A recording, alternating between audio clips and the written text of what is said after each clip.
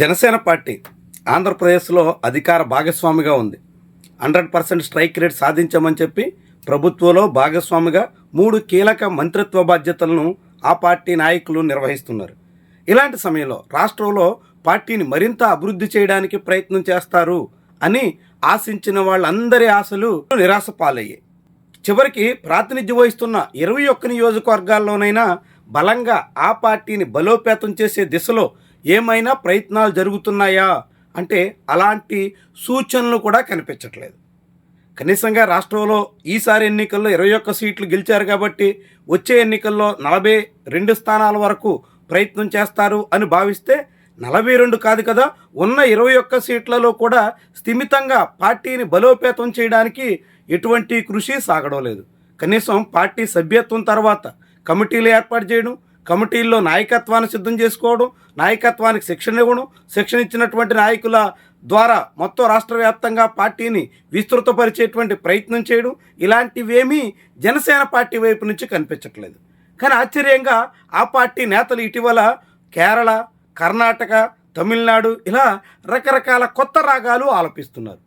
హఠాత్తుగా కేరళలో కొత్తగా జనసేన పార్టీని స్థాపించబోతున్నట్టు ప్రకటనలేంటి, తాజాగా కర్ణాటకలో సమావేశాలు నిర్వహించినట్టు ప్రకటనలేంటి, వీటన్నిటి మర్మం ఏంటి అన్నది కీలకమైనటువంటి అంశం. ఆంధ్రప్రదేశ్లో పార్టీని బలోపేతం చేసుకోవాల్సిన రాష్ట్ర నాయకత్వం ఏమాత్రం శ్రద్ధ పెట్టట్లేదు. కార్యకర్తలు చాలామంది గగ్గోలు పెట్టి ఆయా నియోజకవర్గాల్లో పార్టీ సమావేశాలు ఏర్పాటు చేయండి అంటేనే పట్టనట్టు వ్యవహరిస్తున్నారు. గత ఏడాది ఆగస్టు చివరిలో వైజాగ్లో 3 రోజుల పాటు సమావేశం పెట్టి రాష్ట్ర వ్యాప్తంగా ప్రతి నెల పార్టీ సమావేశాలు పెడతాం అని చెప్పిన మాట గాలికి ఎగిరిపోయింది. ఆ తర్వాత పిఠాపురం నియోజకవర్గానికి సంబంధించి కొంతమంది ఎంపిక చేసిన కార్యకర్తలతో మంగళగిరిలో సమావేశం నిర్వహించిన తర్వాత మళ్ళీ తన సొంత నియోజకవర్గ కార్యకర్తలకు కూడా అవకాశం ఇచ్చిన ఆనవాళ్లు అధినేత వైపు నుంచి లేవు. ఇలా పవన్ కళ్యాణే ఆ తీరున సాగితే ఇక మిగిలిన ఎమ్మెల్యేలు పార్టీ పరిస్థితి తమకు సంబంధమే లేదు అన్నట్టుగా సాగుతున్నారు. ఆయా నియోజకవర్గాల్లో పార్టీని బలోపేతం చేయాల్సిన అవసరమే తమది కాదు అన్నట్టుగా వ్యవహరిస్తున్నారు. ఇలాంటి తరుణంలో జనసేన పార్టీ నానాటికి తీసుకట్టు అన్న చందంగా మారుతున్న తరుణంలో కేడర్లో అసంతృప్తి రాజుకుంటోంది, అసహనం బలపడుతోంది. కేడర్ తీవ్ర నైరాశ్యంలో మునిగిపోతున్నారు. మొన్నటి ఎన్నికల వరకు జనసేన కోసం హార్డ్ కోర్ ఫ్యాన్స్గా వ్యవహరించిన అనేక మంది ఇప్పుడు కాడు వదిలేస్తున్నారు. ఇలా అయితే ఇక పార్టీ ఎందుకు అనే ప్రశ్నలు ఉదయిస్తున్నాయి. పవన్ కళ్యాణ్ నమ్ముకుంటే కాపులు పూర్తిగా నష్టపోతారు అనే మాట కూడా బలపడుతోంది. కేవలం కాపుల్ని కరివేపాకుల్లాగా అవసరం కొద్దీ వాడుకునే దిశలో పవన్ కళ్యాణ్ ఉపయోగించుకుంటున్నారు అనే మాట ప్రబలమవుతోంది. ఇలాంటి తరుణంలో జనసేన తన సంస్థాగత నిర్మాణ వ్యవహారాలను పూర్తిగా విస్మరించి కేరళలో బలోపేతమవుతున్నాం, కర్ణాటకలో బలపడుతున్నాం ఇలాంటి మాటల ద్వారా కొంతమేరకైనా కొందరినైనా భ్రమల్లో పెట్టొచ్చు అనేటువంటి ఆలోచనకు వచ్చినట్టుగా భావించాల్సి ఉంటుంది. ఆంధ్రప్రదేశ్లో బలంగా ఉన్న చోట పార్టీని బలోపేతం చేసుకోవడం మీద శ్రద్ధ పెట్టకుండా ఎక్కడో కేరళలో పార్టీ బలపడుతుంది, కర్ణాటకలో పార్టీ పుంజుకుంటుంది అనే ప్రకటనలు చేయడం ద్వారా ఏపీలో ఉన్నటువంటి జనసేన పార్టీ శ్రేణులను కొంతైనా సంతృప్తి పరచొచ్చు అనే ఆలోచనకు వచ్చినట్టుగా కనిపిస్తుంది. పార్టీ అధిష్టానం అంతా మొత్తం వివిధ రాష్ట్రాల్లో విస్తరణ మీద దృష్టి పెట్టడంతోనే ఇక్కడ పార్టీ మీద పూర్తిగా శ్రద్ధ పెట్టలేకపోతున్నారు అనే అభిప్రాయాన్ని కలిగించాలనే ఉద్దేశానికి జనసేన పార్టీ నాయకత్వం వచ్చిందా అనేటువంటి అనుమానం కలుగుతుంది.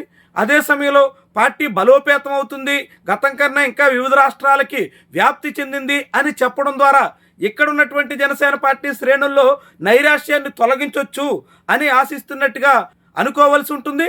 ఆఖరికి 2026లో పార్టీ వ్యవస్థాపక దినోత్సవం కూడా జరపడానికి సిద్ధంగా ముందుకు రాలేకపోయినటువంటి పార్టీ అధిష్టానం ఇప్పుడు కేరళలో, కర్ణాటకలో, రేపు తమిళనాడులో ఎన్నికలు అయిపోయిన తర్వాత పార్టీ పుంజుకుంటున్నట్టుగా చెప్తున్నటువంటి తీరే అనేక మందిని విస్మయానికి గురి చేస్తుంది. జనసేన పార్టీ అధినాయకత్వం చేస్తున్నటువంటి ప్రయత్నం బెడిసి కొట్టేలా కనిపిస్తోంది. ఆంధ్రప్రదేశ్లో పార్టీని బలోపేతం చేద్దామని, మిగిలిన అన్ని నియోజకవర్గాలకు విస్తరింపజేద్దామని నియోజకవర్గాల వారీగా కమిటీలు వేసి పార్టీని క్షేత్రస్థాయిలో ముందుకు నడిపించే ప్రయత్నం చేద్దామని ఇటీవల కొంతమంది కాపు నేతలు పవన్ కళ్యాణ్ ముందు ప్రతిపాదించారు.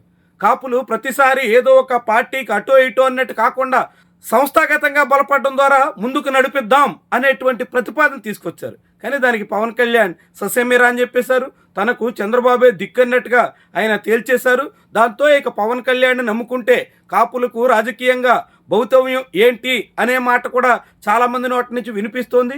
ఈ తరుణంలోనే జనసేన పార్టీ ఇతర రాష్ట్రాల్లో బలోపేతం అవుతున్నాం, విస్తరిస్తున్నాం, కమిటీలు వేస్తున్నాం ఇలాంటి మాటల ద్వారా ఈ తీరిన ప్రచారం ద్వారా చేసేటువంటి ప్రయత్నం ఎంత మేరకు ఫలిస్తుంది, ఆ పార్టీ పురోగతిలో ఏ మేరకు దోహదపడుతుంది, ఉన్న ఇంటిని చక్కదిద్దుకోలేక ఎక్కడో వెళ్ళి విన్యాసాలు చేస్తున్నటువంటి వైను ఎలా సొంత సైన్యానికి రుచిస్తుంది అన్నదే ముఖ్యమైనటువంటి ప్రశ్న.